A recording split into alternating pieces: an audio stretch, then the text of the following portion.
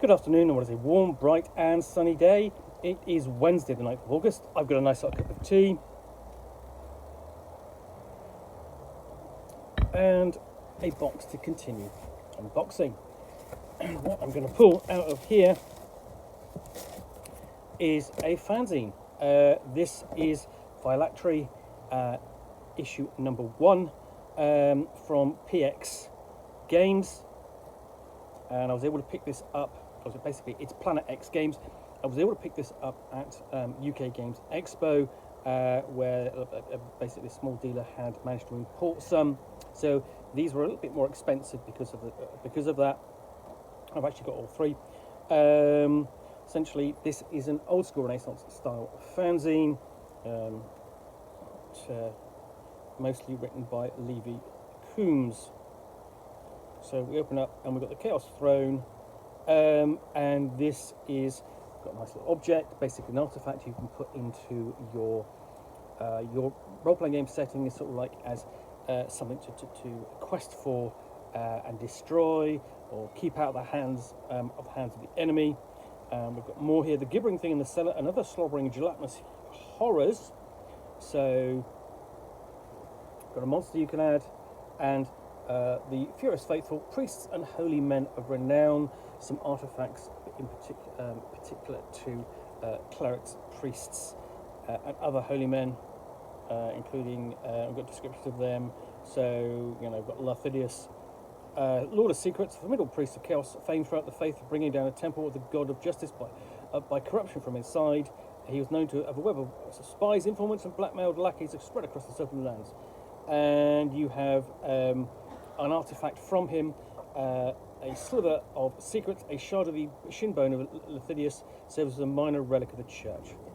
So that's a nice idea. Relics belonging to other faiths.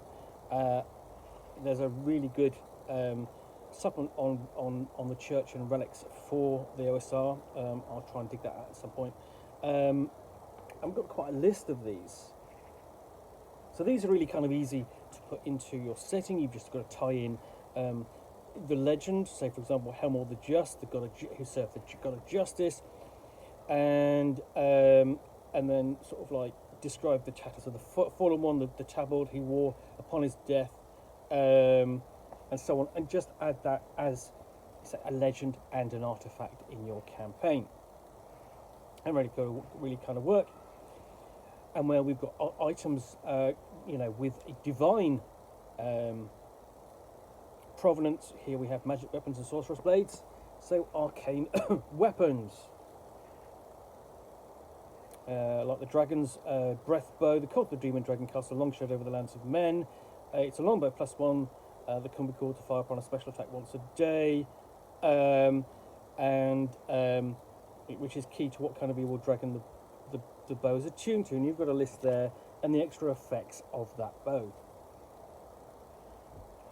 So various different things. I think we've got magic G-Jaws, sorcerer's Jim Jams, and whatnot, minor magical items. So for example, whispers the weird local builders have uncovered a horrible massive grave of a certain age, and so on, and you've got what they uncovered and some scenario seeds there as well to drop that into your game. So this is kind of like a classic role-playing game fantasy with lots of little things contained in the pages of the fanzine, which I really like and kind of miss. At 1d10 Phoenix potions, and you'll wish you hadn't drunk. So this is kind of turning into the magic items issue, and that's kind of like a classic subject matter for your Dungeons and Dragons style role-playing game support. Here's some more potions I've thought of, a sword I've thought of, weapons, wands, artifacts, and so on. There can be no end to them over the years. Then we have forbidden demon cults from the outer void. And again, just literally, it's much more of a miscellany of magical and mystical items. forbidden spellbooks and fell prayers of the ancients. Lots to look at, lots to use in your game.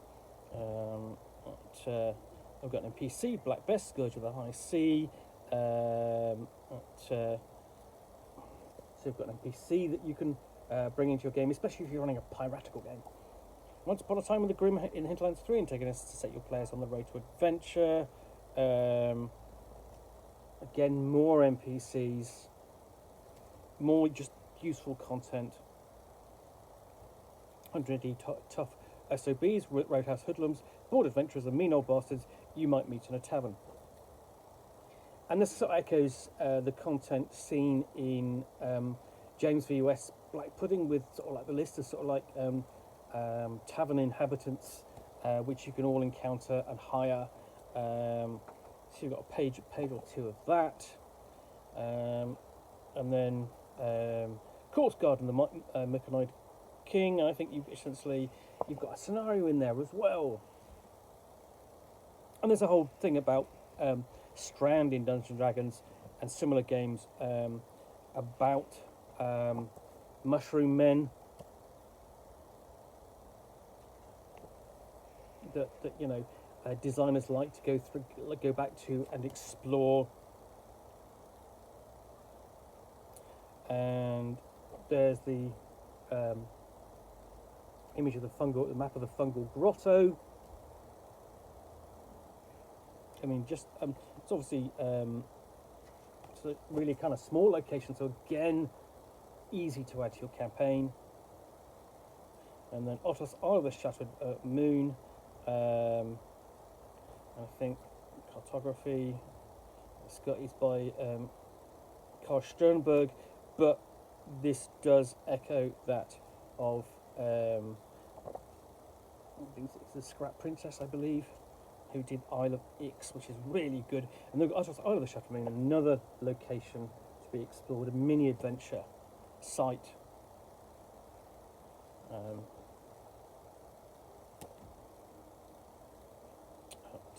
And then we've got a Grindhouse Hex Crawl.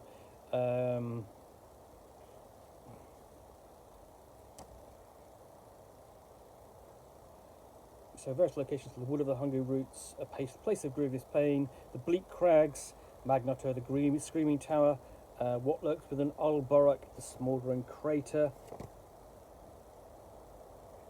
the Haunted Windmill of Bimini Curtis, including with the lone unquiet spirit of Bimini Curtis, who is a wraith, Undermore, and so on.